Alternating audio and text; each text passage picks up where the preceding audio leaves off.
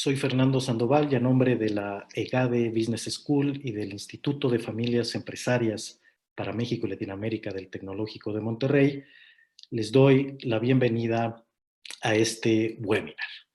Hoy me acompañan en este diálogo dos personas maravillosas: Susanne Grimm, empresaria y coach sistémica, experta en familia, fundadora de la firma de consultoría Legado Familia Empresa Windward, consejera propietaria de Estafeta Mexicana, que ha logrado junto a su familia una transición exitosa en los últimos 6 años. Bienvenida, Susanne. Muchas gracias, Fernando. A su lado está Óscar Howell Fernández, autor de varios libros, experto en tecnología e innovación, y a diferencia de Susanne ha experimentado el fracaso en la sucesión de segunda a tercera generación. Ni hablar, es cofundador con Susanne de la firma Legado Familia Empresa Windward. Bienvenido, Óscar. Gracias, Fernando. Buenas tardes. Los ven juntos, bienvenido, los ven juntos porque además son esposos y están como debe ser guardando pues la cuarentena, ¿verdad?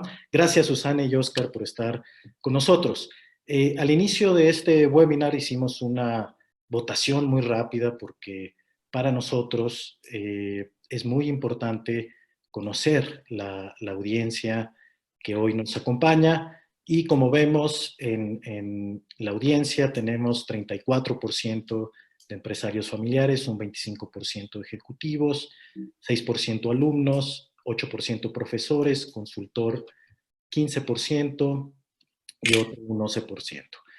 ¿A qué generación pertenecen? Un 38% a la primera, un 40% a la segunda y un 22% a una tercera o generación posterior, así que muy interesante y muchas gracias a todos por acompañarnos en este webinar. Y antes de arrancar el diálogo, permítanme tomarme un minuto para plantear el contexto y el objetivo de lo que vamos a estar trabajando el día de hoy. Voy a compartirles la pantalla muy rápidamente para mostrarles esta frase que hace John Dewey, este filósofo y pedagogo norteamericano que implementa la escuela pragmática de la educación, y dice, no aprendemos, él decía, no aprendemos de la experiencia, aprendemos de reflexionar sobre la experiencia. Y eso es justo el objetivo de este webinar. Vamos a reflexionar sobre la experiencia de Estafeta desde la mirada de sus dueños al afrontar esta tremenda pandemia del COVID-19 para que al final, y ese es nuestro objetivo, podamos aprender y generar ideas de solución para navegar en la crisis. Estafeta es una empresa líder en México, para quien no lo conoce, pero seguro que todos o muchos de ustedes lo conocen. Es líder en México en el sector logístico que compite ruta a ruta con DHL. Fue fundada hace más de 40 años por Gerd Grimm, papá de Susanne, que con gran visión construyó una empresa sólida y muy profesional. Leer la historia de Estafeta es comprender la historia del transporte en México. Hoy Estafeta cuenta con cerca de 8,000 empleados, es liderada desde los órganos de gobierno por la segunda generación y los directivos no familiares son quienes operan y dirigen la compañía. Así que muchísimas gracias. Vamos a iniciar con este contexto y esta introducción, el diálogo, y pasemos a la primera pregunta, y es esta, Óscar. ¿Por qué decidieron contar esta historia de lo que han hecho los dueños en tiempo real, ahorita, en este momento, lo que han hecho los dueños de Estafeta ante la crisis? Muchas gracias, Fernando, y buenas tardes. Gracias a ti y a Legade por invitarnos a este webinar. Mira, lo que tenemos que situarnos en el contexto de que estamos en una pandemia, y una pandemia es simplemente algo para lo que no planeamos. Aunque ha habido personas que lo han predicho y se habla de que Bill Gates dijo o el otro dijo, pero la realidad es que no tenemos ninguna planeación para este suceso. Bueno, por lo menos nosotros no lo tuvimos. No sé los demás, pero en el caso nuestro no. Y entonces, al final eso lo que representa es una oportunidad única de aprender muchas cosas. Mientras vamos viendo qué es lo que hicimos y cómo lo hicimos y lo vamos documentando, pues es simplemente una gran oportunidad. Y entonces, como tenemos un equipo de investigación, y lo digo con toda modestia porque somos Susana y yo, nos dimos a la tarea de ir documentando todo lo que iba sucediendo y cómo iba cambiando los puntos de vista y las acciones que se fueron tomando. Y pues eso nos ha dado para crear una narrativa y a lo mejor un tipo de caso de negocio, y nos sirve como herramienta para aprender nosotros y transmitir lo que hayamos aprendido. Entonces, pues esperamos hoy poder transmitir un poco de eso, de lo que hemos aprendido. Es decir, pero también es importante decir que esto es en tiempo real, o sea, vamos a comentar sobre lo que hemos aprendido y visto hasta hoy, pero pues todavía esta pandemia tiene varias olas y varias cosas que van a suceder, también dependiendo de los países y todo eso. Pero, ¿qué tal si cuentas un poco de lo de las acciones del Consejo? ¿Sí? Adelante, Susana, ¿verdad? Ok, Fernando. Bueno, pues yo también agradezco mucho la invitación a este webinar. Yo pienso que justo en estos tiempos es muy importante que nosotros como familias empresarias compartamos nuestras experiencias y compartamos nuestros conocimientos. O sea, realmente pienso que es tiempo de hacer comunidad en este sentido y esperamos que con este webinar podamos pues poner nuestro granito de arena en esto, ¿no? Y para poner un poco de contexto a la cuestión o a la pregunta de qué decisiones tomamos nosotros en el Consejo de Familia o de la familia empresaria ante la crisis del COVID, pues nosotros formamos el Consejo de Familia en el 2014, más o menos un año después de que falleció mi papá, y actualmente lo constituimos mi madre y mis 3 hermanos y yo, somos 5, ¿no? Y las decisiones que tomamos, yo creo que se pueden dividir en 2 vertientes, o tienen 2 vertientes. Uno que es el cuidado de nuestros colaboradores, de la gente y sus familias que trabajan en esta feta, y la otra, la gestión de la crisis misma de la empresa. Y como ya lo mencionaste al inicio en la introducción, de la familia empresaria, actualmente nadie de nosotros es operativo dentro de esta feta. Por lo cual la gestión misma de la crisis desde un inicio quedó al 100% en manos de nuestro equipo directivo.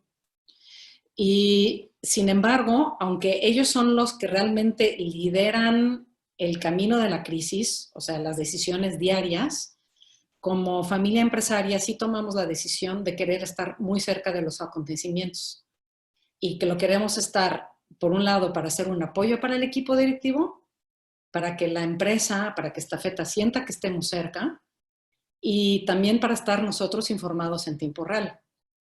Lo que para nosotros en todo esto fue muy importante es hacerlo sin entorpecer, sin molestar, sin ser como un bloque de burocracia o algo extra con lo que tienen que lidiar los directivos, ¿no? Y la otra que era el cuidado de nuestra gente, tenía mucho que ver también con el momento. O sea, si nos vamos al 10, 11 de marzo, que fue donde nosotros internamente empezamos a tomar medidas drásticas para cuidar a nuestra gente y a nuestros colaboradores, pues fue el momento donde cerró el TEC también, las puertas para sus alumnos y para proteger sus alumnos y sus profesores. Fue un momento donde por parte de las autoridades todavía había una invitación muy clara a hacer vida normal, a salir a la calle, a tener un contacto social tranquilo y a ver todo esto, lo que se venía a venir, con cierta tranquilidad y con serenidad y que en México no iba a pasar nada. Y para nosotros fue como entender que nosotros en nuestra comunidad de estafeta teníamos que, en contra de ese mensaje o contrarrestar ese mensaje y cuidar de que realmente no solo se cuiden los colaboradores, sino que se cuiden sus familias, que cuiden a los vulnerables y que este mensaje realmente pasara, ¿no? Digamos, esas fueron como las 2 decisiones iniciales que yo puedo decir que fueron como las más fuertes, ¿no? Muy bien. Bueno, en este sentido y en estas medidas que que planteas, que es el cuidado como dueño de los empleados, del legado, de lo que está sucediendo en este entorno ante una situación tan complicada y difícil. Hay un concepto que es ser un dueño o ser un propietario responsable, ejercer una propiedad responsable. ¿Qué piensan de este concepto? ¿Es algo que ustedes son conscientes del mismo? ¿Y qué nos pueden decir con relación a esta crisis y esta pandemia? Bueno, si no somos conscientes o no hemos sido conscientes, pues esto te obliga a ser consciente, ¿no? Yo creo que la severidad y el alcance de esta crisis, pues te hace moverte sí o sí. Porque es una crisis que pega en muchos frentes. Pega en un frente sanitario, pega en un frente social, pega en un frente, en México yo creo que de seguridad, y en un frente económico. Y en el frente económico pega tanto por el lado de la oferta como por el lado de la demanda, poniendo el freno en seco a todo el país. Entonces yo creo que sí, lo que viene va a ser duro para muchos mexicanos, y saber eso y saber que tú tienes de alguna forma una responsabilidad no solo para con tus colaboradores, sino con todas sus familias, pues te hace moverte sí o sí, ¿no? Ahora, en nuestro caso, también lo que nosotros pensamos es cómo lo podemos hacer más allá de la influencia de la empresa. Y ahí dijimos, bueno, nosotros tenemos una comunidad de estafeta, que son más o menos llegando a los 8,000 empleados.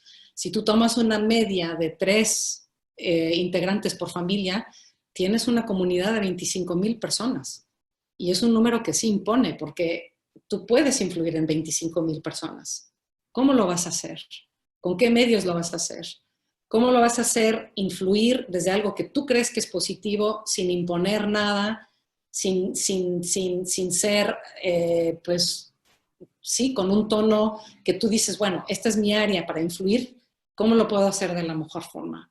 Lo hago desde la familia empresaria, lo hago desde el nombre de la empresa, porque son 2 vías que como empresario tú tienes. Tú puedes hacerlo bajo, digamos, el paraguas de tu propia empresa o bajo el paraguas de la familia.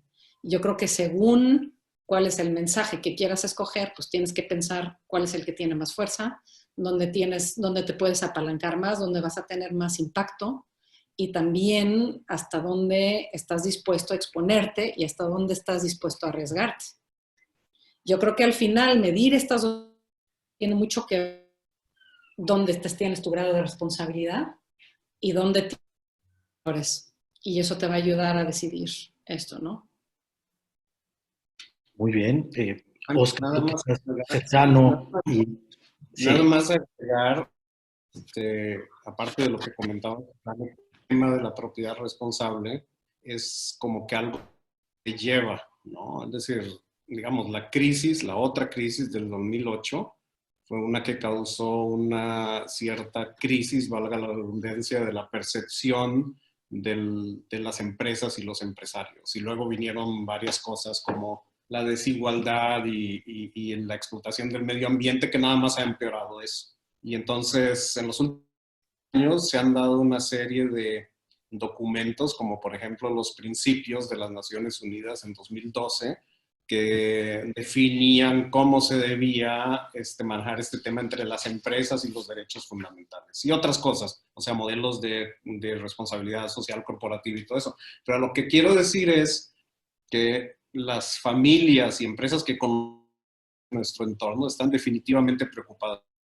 O sea, es algo que se habla y se comenta qué deberíamos hacer y cómo lo deberíamos hacer. Así es que eso crea una cierta necesidad de cómo participar en una mejora de la comunidad, empezando por la propia empresa, pero luego extendiéndolo un poco más. No quiero decir que ya haya sido o que sea general esto, pero es un movimiento que se está dando y que cada vez se piensa más sobre eso. Pero al final es un tema muy amplio. Tal vez si da tiempo en preguntas y respuestas podríamos entrar un poco más. ¿Verdad? Porque la propiedad... Sí, Susana, adelante. A mí me gustaría agregar algo bien interesante sobre lo que dijo Oscar. porque yo creo que esta responsabilidad de la que habló, que se empezó a perfilar más en las corporaciones después del 2008, es algo que en las empresas familiares lo tenemos integrado. O sea, yo creo que las familias empresarias o las empresas familiares esto lo hacemos de forma natural. Sin embargo, yo creo que todo este movimiento a nosotros también nos ha, no nosotros como estafeta, sino nosotros como familias empresarias, nos ha permitido meter un poco más de profesionalismo, de seriedad, de estructura, de claridad, porque hoy en día te puedes certificar, hay procesos, hay como muchas herramientas que te ayudan a hacer esta responsabilidad social no algo intangible, sino algo muy claro, algo muy medible, algo muy presentable y algo sobre lo que puedes seguir construyendo de una forma muchísimo más clara, ¿no? Correcto, ¿verdad? Porque la propiedad responsable trasciende o va mucho más allá de las ganancias inmediatas que puedan tener los dueños, sino es un compromiso mucho más allá con la comunidad, con la sociedad y con la contribución al país y a las regiones. Y en ese sentido, las empresas familiares, como bien comentan, están mejor equipadas para responder a esto. Hay un caso de Adidas, ¿verdad? Esta compañía decidió cerrar sus tiendas y no pagar las rentas de esas tiendas en Alemania, y esto provocó una gran conmoción en la sociedad alemana. Hubo deportistas que se quejaron, etcétera, y esto pegó muchísimo en el prestigio y la reputación de la compañía, al grado que a la semana siguiente tuvieron que enviar un comunicado disculpándose por esta situación. Es decir, es el ejemplo contrario a ser un propietario responsable, ¿verdad? Yo creo que tener esa conciencia es fundamental.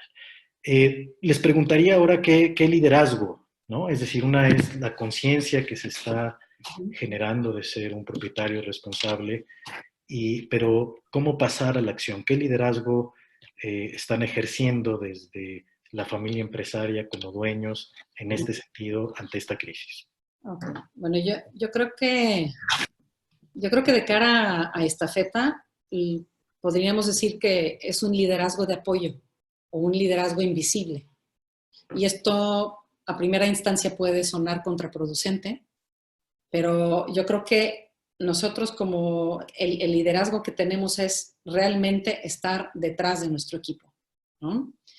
Y la gestión, como comentamos antes, la gestión del equipo directivo la gestión de la crisis está en manos del equipo directivo.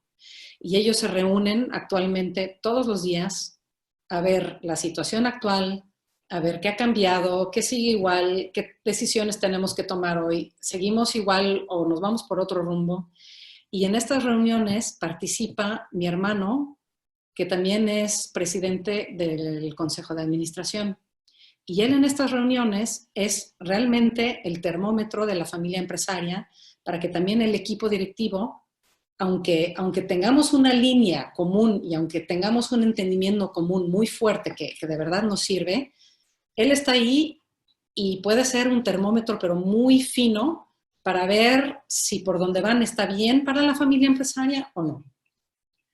Y esto es un liderazgo invisible por un lado, pero es un liderazgo también basado al 100% en la confianza. Al 100% en la confianza desde la familia empresaria hacia nuestro equipo directivo. O sea, nosotros conocemos a nuestro equipo directivo, sabemos de sus competencias, sabemos la motivación que tienen, el nivel de motivación que tienen y sabemos el nivel de respuesta que tienen. Y ellos nos conocen a nosotros. Ellos saben que nosotros respetamos su gestión, ellos saben y conocen muy bien nuestros valores y ellos también conocen muy bien lo importante que para nosotros es la continuidad de la empresa. Y por el otro lado tenemos lo que es la confianza de la familia empresaria hacia mi hermano, que está ahí en las reuniones de alguna forma como un vínculo, ¿no? Y esto por una parte. Así que si el liderazgo de la familia empresaria desaparece, pues se crea un vacío, ¿no? Y por el otro lado, y bueno, y como un ejemplo de esto es que nosotros tenemos un briefing con nuestro director general todas las semanas. Nos reunimos con él justo antes de entrar aquí al webinar. Tuvimos una reunión con nuestro director general, las tenemos todos los viernes, duran entre 20 minutos y 40 minutos, y para nosotros es el momento de estar comunicados e informados de todo lo que sucedió en la semana, y también es el momento en que nosotros, de forma muy precisa y sin estorbar, podemos comentar si es que hay los puntos que para nosotros son importantes, ¿no? Y por el otro lado, lo que estamos desarrollando, ahora sí, a motor forzado, pues es el liderazgo social. ¿Qué podemos hacer nosotros desde la familia empresaria para aportar, para mitigar, para ayudar a contener lo que pensamos, lo que creemos que se nos viene encima con esta crisis, ¿no?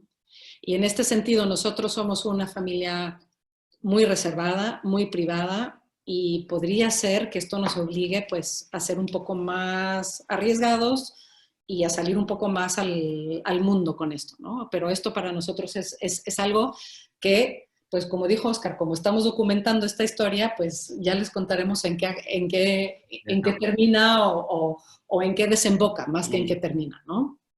Muy bien, pues a mí me gustaría nada más agregar un poco ahora que dijiste hacia afuera, un caso que yo extraje de liderazgo de lo que hemos documentado, que a lo mejor no es el más representativo, pero a mí me pareció muy interesante, dígase, me pareció interesante de seguir investigando.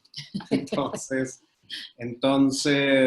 y tiene un poco que ver con la relación del grupo en su liderazgo hacia afuera. Resulta que muy al principio de todo esto, la familia se dio cuenta que no podía asumir que las personas de la organización estaban bien informadas, porque hay todo un ambiente de desinformación y redes sociales, pues que ya lo conocemos. Entonces yo creo que tomaron una decisión de integrarse al ciclo de noticias y de empezar a crear información veraz y contrastada, primero en el seno de la familia, pero luego extendiéndola a la organización. Pero ya sabes que en el momento en que empiezas a hacer esto y empiezan a cambiar las situaciones, pues también cambia la información y a veces tienes que empezar a contrastar lo que dices ahora con lo que dijiste antes. Entonces eso lo que denotó es que el liderazgo logró adaptarse en tiempo muy rápido a la situación de fuera. Que eso no es normal cuando estás hablando de gestionar una empresa relativamente grande. O sea, no te puedes y a la vez no debes adaptarte tan rápido ni ser tan flexible. Pero en este caso, o sea, el liderazgo mostró bastante flexibilidad y rápidamente iniciando esto. Pero luego, si quieres, comentamos más sobre eso. No, yo creo que han dicho cosas muy interesantes. Uno, esta dicotomía entre qué tanto voy público como dueño y qué tanto voy privado, ¿verdad? Estos dilemas que siempre enfrentan los dueños de empresa familiar.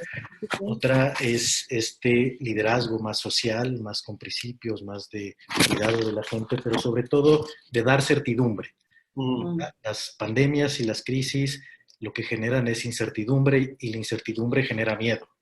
Un poco lo que yo escucho de los dueños de su labor en el liderazgo es dar certidumbre, porque eso permite entonces ese otro elemento que comentaba Oscar, que es responder rápidamente y con flexibilidad para adaptarse a las decisiones. Pero esto, solo cuando lo reflexionamos, como decimos, y como lo han estado haciendo, nos damos cuenta, ¿verdad? En el momento estamos actuando. Fernando, me gustaría Sí. nada más a lo que dijiste de dar certidumbre, aparte de dar certidumbre, yo creo que es también dar contención. Saber que, o sea, que la comunidad sepa que estamos ahí, ¿no? O sea, Correcto. yo creo que eso es importante, ¿no? Y yo creo que eso es más una actitud que mucha acción. O sea, yo creo que eso es algo que si estás, yo no sé cómo sucede, pero la organización y las personas lo saben y lo sienten. Hay una cohesión, dirías, Sí. en esa comunidad. Otra cosa bien interesante, bueno, que surge ahí también es esta cuestión de las noticias falsas, que un poco con tanta información, y a lo mejor es parte de esta contención, ¿verdad? Tanta información y tantas noticias que no son reales y que van pululando en las redes, hay que dar esta contención también ya sea desde la empresa, como en su caso lo están haciendo, o desde los dueños directamente, ¿verdad? Que es esta dicotomía. Muy bien. ¿Cómo han ido gestionando, ya lo comentaron un poco, esta situación de la familia empresaria en la toma de decisiones en consenso con la dirección de la empresa? Okay. ¿Dónde están esos límites? ¿Y qué pasa en las crisis?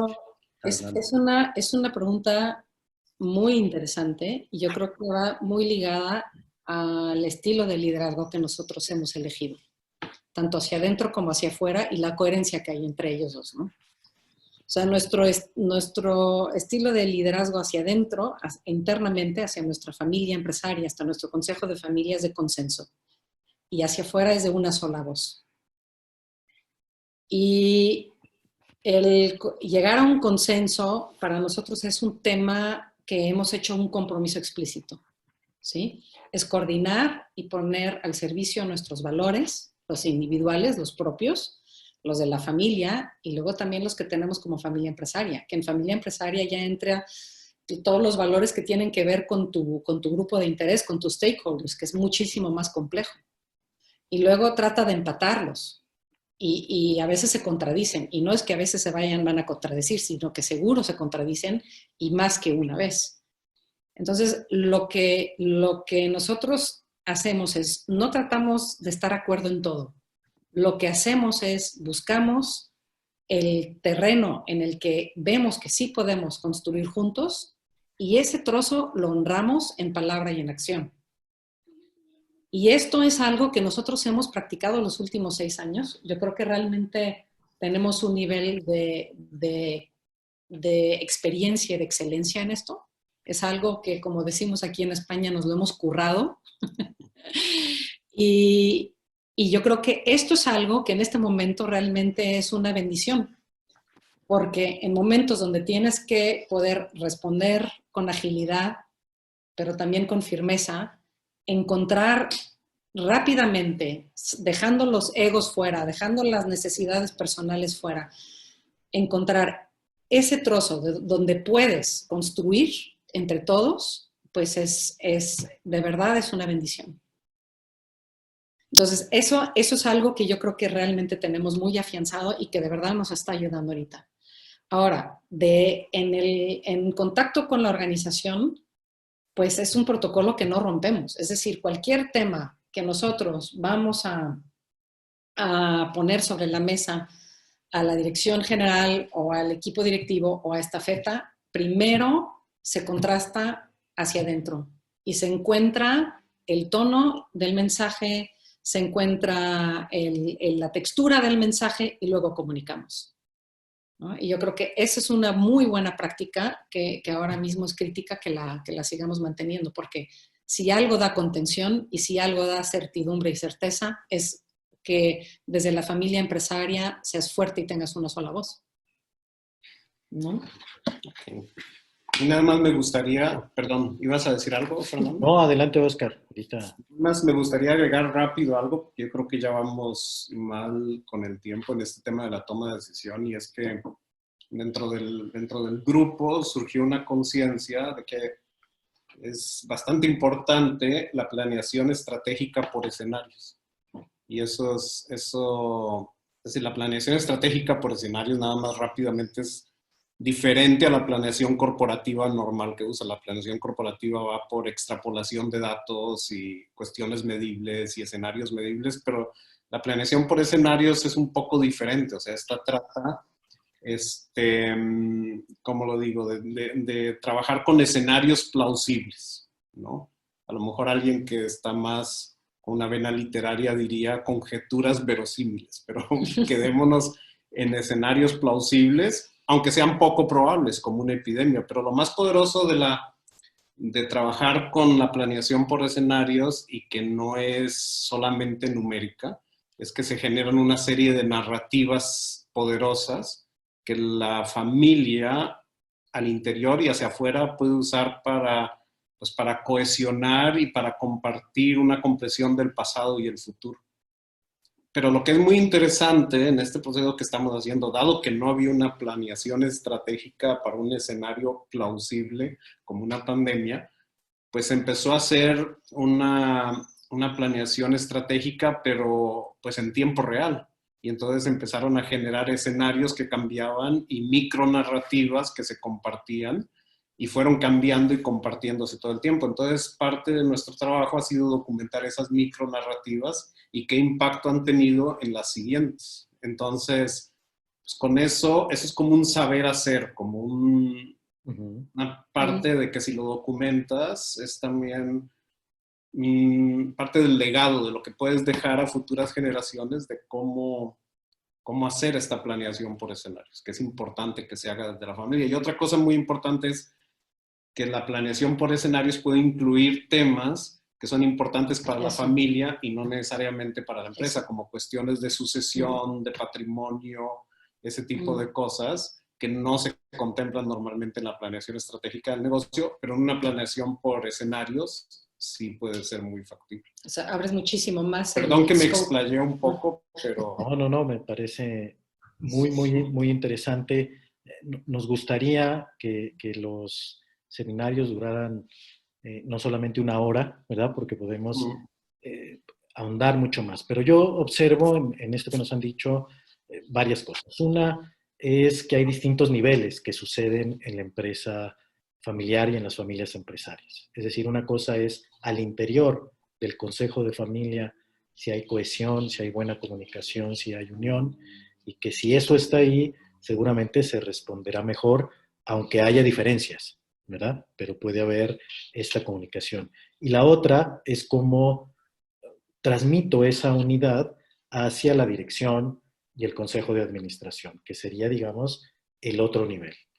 Y finalmente, todo esto debe caer en una planeación estratégica por escenarios donde se va contando narrativas, ¿no? Cada escenario es una narrativa y un proceso donde si se lleva a cabo y a veces no se hace porque pues es poco realista, falta tiempo, no somos rigurosos en este tipo de planeación, pero que en estos momentos de crisis sería fundamental haberlo tenido establecido, esta planeación por escenarios.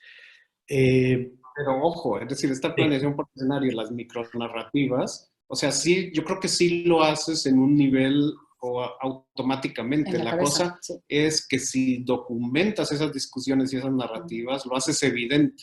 Y luego puede ser que lo hagas por sí mismo, por el valor en sí mismo, y no simplemente automáticamente como algo que ya viene, ¿no? Si algo no inherente en la cabeza, sino convertirlo en una rutina organizacional y en un hábito que en un saber hacer de la familia. Correcto. Muy bien, bueno, seguimos avanzando y la pregunta es cómo sintetizarían, y quizá ahí me falta un poco saber la acción concreta que tomaron los dueños, ¿verdad? Para informar esto. No sé si esto lo contestamos ahorita, pero y pasamos directamente a cómo sintetizar los aprendizajes que hasta el momento como dueños en esta feta han tomado para enfrentar la crisis. Okay. Vale. A ver, ¿voy o vas? Va. Adelante. Yo creo que o sea, a mí me gustaría primero conectar con lo que dijo Oscar del valor de la documentación de las crisis. Y nosotros lo estamos haciendo muy sencillo, bueno, aparte de la investigación muy exhaustiva que estamos haciendo Oscar y yo, en la familia empresaria lo que estamos haciendo es llevar un diario de todos los briefings que tenemos. Entonces es un diario tipo minuta, donde se nota exactamente de lo que está hablando Oscar, de cómo tomas una decisión y va cambiando, y va cambiando, y va cambiando. Y lo tenemos todo documentado y realmente es bien interesante tenerlo porque sirve para detectar aciertos y aprendizajes a presente y a futuro. Y yo creo que es un documento súper valioso para nosotros cuando termine todo esto y también para siguientes generaciones. Realmente yo creo que es una fuente de aprendizajes muy, muy bonito. O sea que eso es como una recomendación. Simplemente llevar una minuta al nivel que lo quieran hacer, pero yo creo que sí es una muy buena práctica. ¿Eh? Y luego, aprendizajes.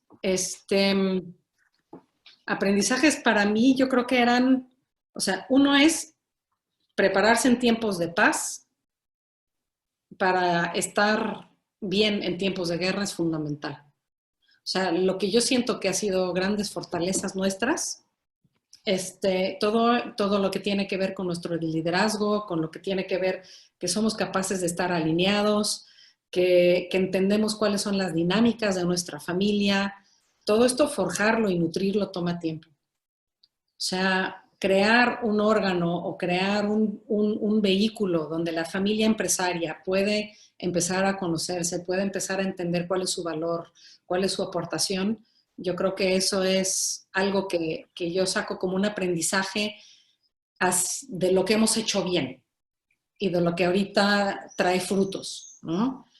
Y un aprendizaje para mí de aquí hacia adelante es que es bien importante como familia empresaria saber actuar desde un valor diferencial. O sea, saber cuál es tu valor diferencial y único, porque eso realmente te da dirección, te da empuje y te da fuerza. Y para mí la familia empresaria pues es el máximo vehículo para ejercer lo que estábamos hablando de la propiedad responsable. O sea, no sé si sea el vehículo o si sea la máxima expresión, pero realmente a mí el término de familia empresaria me parece muy potente porque ahí se reúne todo, se reúnen los valores y se reúnen las competencias, las experiencias, las vivencias, los recursos que nosotros tenemos a nivel profesional, a nivel personal, a nivel familia empresaria, o sea, de verdad que es un acervo de recursos que sabiendo cuál es tu valor diferencial, lo puedes aplicar muy rápido y con mucha precisión. Y esto es algo que nosotros lo tendremos implícito ahora mismo, pero explícito no lo tenemos. Y yo creo que eso es algo que sí tendremos que construir en estos próximos tiempos. Muy bien. Muy bien. Oscar. Pues te lo resumo muy rápidamente en 3 puntos y un pilón. Primero, yo creo que entendimos que la propiedad responsable importa. O sea, es cuidar el legado y cuidar a la familia. Luego también tenemos, en segundo lugar, que el liderazgo basado en principios importa también. A veces lo dejamos un poco de lado, pero encontramos que importa, ¿no? Y luego es muy importante tener un liderazgo, una dinámica de toma de decisiones muy ágil que puede aprender. Aquí entra todo esto que te decía de las micronarrativas y cómo va cambiando en el tiempo. Yo creo que esos para mí son los 3 principales. Y el pilón es que agrega mucho valor documentar. En documentar todo lo que puedas. Es decir, en fin, si lo quieres decir en pocas palabras, actuar importa, pero contarlo también importa. Y mucho. Vale. Muy bien, pues es sumamente enriquecedor todos sus comentarios. Podemos seguir platicando. Y antes de pasar a las preguntas que nos han hecho, me gustaría, a manera de síntesis y de conclusión, poder mostrarles este gráfico que hemos elaborado de manera conjunta, que de alguna forma resume estos aprendizajes que están ahí. Estos criterios de ruta de apoyo desde esta visión de los dueños en época de crisis. Uno, ser consciente de esta propiedad responsable que hemos estado hablando aquí, este cuidado del legado presente y futuro, defender los derechos legítimos de todos los involucrados y promover una cultura de colaboración y transparencia. no basta la conciencia, hay que actuar, y en este actuar hay que ejercer un liderazgo basado en principios, cuidar a los empleados, mirar el largo plazo y no solo el corto plazo, que es muy tentador en época de crisis, aprender y documentar en tiempo real todos los eventos. Es fundamental ser flexible y ajustarse a esta situación cambiante y preparar a las siguientes generaciones de la familia empresaria para enfrentar estas crisis y ir formando estas capacidades. Y finalmente, el siguiente criterio sería generar una dinámica de toma de decisiones lo suficientemente ágil en estos distintos contextos, desde familia, desde empresa y desde la propiedad, con una planeación estratégica basada en narrativas. Si hay una cohesión, comunicación y claridad de roles, entonces fluirá la respuesta ante la crisis, y con protocolos de actuación que nos platicaron y nos comentaron, ¿verdad? Un poco que empezaron a establecer, como estas reuniones briefing, la información basada en expertos y la ciencia, y no solamente las noticias falsas. En fin, una serie de medidas y de manejo y administración de la crisis que sería fundamental para esto.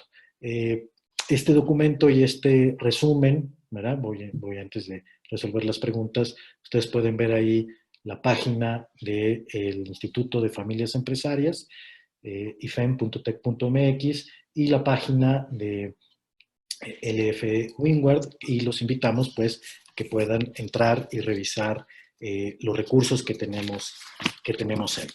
Y gracias a casi a los 400 participantes que están conectados con nosotros de distintos países y que nos enviaron sus preguntas, y tenemos tiempo para poder conversar y resolver algunas de estas dudas. La pregunta que nos enviaron y que les invito a que respondamos es: ¿qué considerarían que puede ser la fuente de fortaleza para la familia empresaria en estos momentos y en un futuro? La fuente de fortaleza para la familia empresaria. Bueno, pues esto lo puedes contestar en 1 minuto o en 3 horas. La verdad es que para mí ese es el tema que más me apasiona, ¿no?, de todo esto.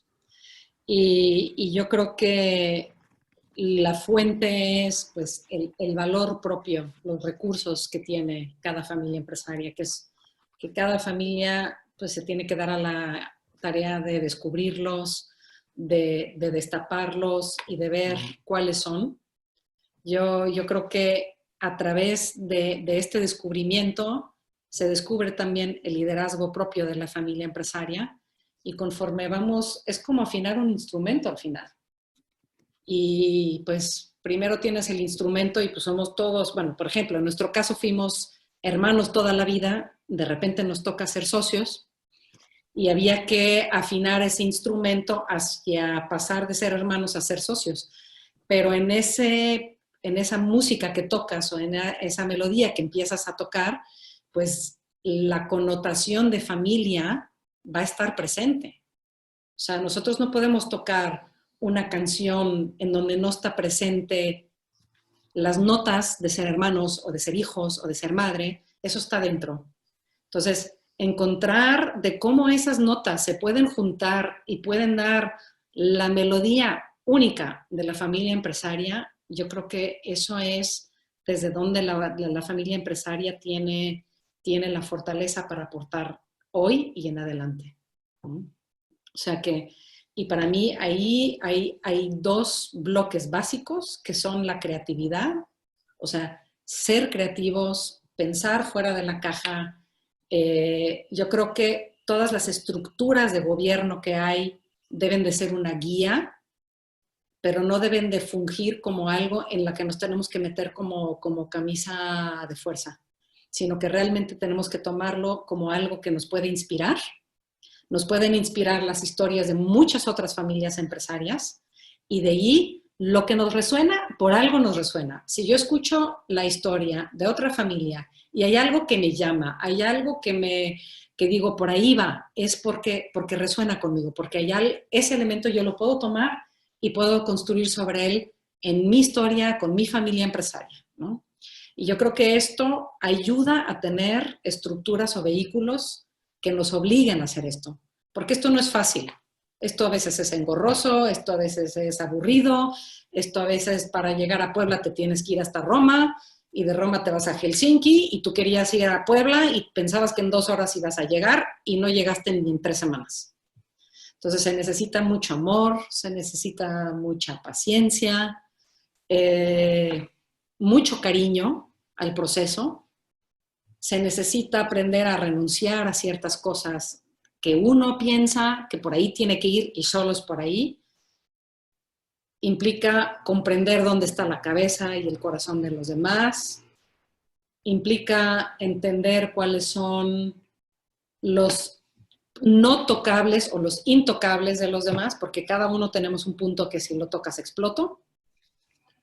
Así que yo creo que es un viaje largo y a veces duro y muchas veces muy bonito, que pues sí, hay paisajes áridos y hay paisajes más verdes, pero yo creo que llegar a ese liderazgo propio y entre más lo puedes afinar y entre mejor te vuelves en eso, pues más puedes llegar a tu fuente de fortaleza. Y no me sigo porque no termino ni mañana. No, es muy, muy interesante y el poder orquestar este instrumento, esta cohesión, este acuerdo y consejo de familia, pues lleva años, ¿verdad? Y a veces toco música clásica y a veces tengo que meter el jazz para meter la creatividad. Y esto no siempre es fácil, pero creo que es lo apasionante del trabajo de las familias empresarias. Y si desarrollamos esta competencia en las familias de cohesión, de coherencia y de respeto y amor, creo que es como realmente esa fortaleza tiene este impacto hacia la empresa y la sociedad, ¿no? Entonces, muchísimas gracias, un comentario muy, muy bueno. Óscar, en relación a esto, ¿quieres puntualizar algo o seguimos? Nos da tiempo para otra pregunta más que nos hizo la audiencia y buscar responderla. Bueno, muy rápido. Yo creo que la mayor fortaleza es reconocer el valor del saber hacer, o sea, el know-how de la familia. Yo creo que es casi como una propiedad intelectual que debes conocer y gestionar, cuidar y además pasar a las siguientes generaciones, ¿no? Básicamente. Y no sigo porque pasemos. Puedes seguir un poco, pero me ocurren varias cosas más.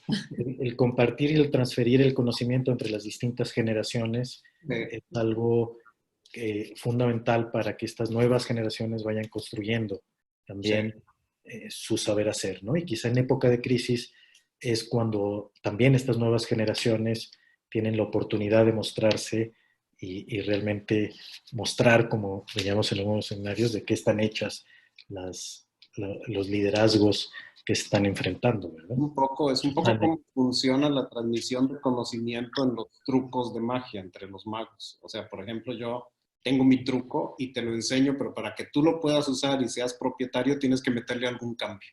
Y entonces así se va pasando de generación en generación y se va desarrollando. Es un esquema bien interesante que aplica también para todo esto. Correcto. Muy bien, vamos a otra pregunta. Y de la audiencia nos preguntan, ¿es necesario considerar sacrificar algo del patrimonio generado por la familia en aras de salvar el negocio? Bueno, yo creo, pues es difícil de contestar, pero yo creo que, es decir, yo creo que solo pensar en sacrificar no es correcto, porque yo pienso que esto de la propiedad, de ser propietarios responsables tiene muchos aspectos. O sea, también tiene un aspecto que es difícil de medir, pero genera capital social. O, por decir, goodwill en la comunidad donde operas. Que eso vale mucho, es muy difícil de cuantificar. Yo creo que a lo mejor vale mucho más de lo que pudieras sacrificar en un futuro. Y por el otro lado también está lo que hablábamos ahora, por ejemplo, este caso de Adidas que mencionaste, ¿no? Es decir, ahí también, si no eres un buen ciudadano corporativo, también tienes un cierto riesgo reputacional, que con las redes sociales hoy en día se potencia mucho más y puede llegar a ser catastrófico. Entonces puede ser que hayas evitado sacrificar, porque no ves la razón de sacrificar patrimonio para mantener a la empresa, pero en algún momento puedes tener un riesgo de marca, un riesgo reputacional por haber dejado de hacer cosas dentro de un trend actual de propiedad responsable que te puede salir, por decirlo, más caro, ¿no? Eso es lo que a mí se me ocurriría de entrada, ¿no? Pero puede haber otros aspectos. Sí, que uno de los grandes valores de las familias empresarias y de las empresas familiares es justamente este prestigio, esta reputación, es de los activos y recursos más importantes. Sí. Muy bien, vamos a contestar tenemos tiempo para contestar otra pregunta más, muchísimas gracias. ¿Cómo pueden apoyar los miembros de la familia a la empresa familiar si nunca han estado involucrados en esta? Ok. Pues yo creo que, a ver, si tú hablas de involucrados, yo creo que se puede entender de dos formas, ¿no? O sea, si son familiares que no están involucrados en el sentido de que no son operativos, de que no trabajan en la empresa, o si no están involucrados porque no les interesa. Yo creo que en el caso de que no les interese, pues las medidas son unas, y en el caso de que son una familia empresaria que simplemente están cerca de la empresa pero que no operan, es otro, ¿no? Entonces me gustaría contestarlo. Para mí, yo tengo mucho más cercanía con la segunda, porque es justo nuestro caso. Es decir, no hay nadie operativo, o sea, no hay ningún puesto directivo de parte de la familia empresaria en la empresa.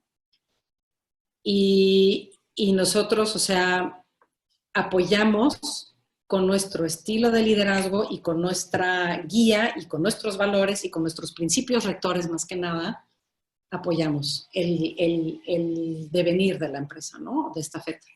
Y yo creo que lo que puede ayudar en eso es tener, a ver, un liderazgo claro y definido, pero también empezar a tener estructuras o vehículos de gobierno que te ayuden a construir esto.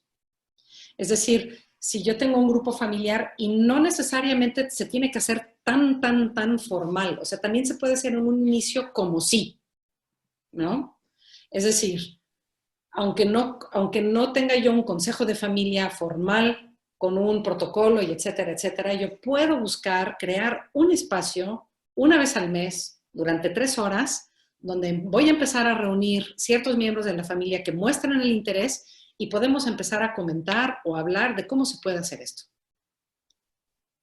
Y desde ahí se puede construir algo, y yo creo que ahí lo importante es que cada familia respete su forma de ser, que respete sus valores, que respete cómo funciona mejor. Porque las estructuras que tenemos, como lo dije al inicio, o sea, pueden ser una guía, pero al final cada uno tenemos que encontrar la forma de que nos funcione a nosotros. Correcto. Entonces, más bien es crear un espacio de comunicación, sí. Un contexto adecuado para comunicarse. Muy bien, pues con esto estamos terminando. Yo quiero agradecer enormemente a Susane y a Oscar su participación en este webinar. Esperamos que haya sido de mucha ayuda para todas las familias. Muchísimas gracias. Ponemos y transmitimos aquí otra vez estos criterios de ruta de apoyo y pues nuestra labor como institución es ayudar. Gracias.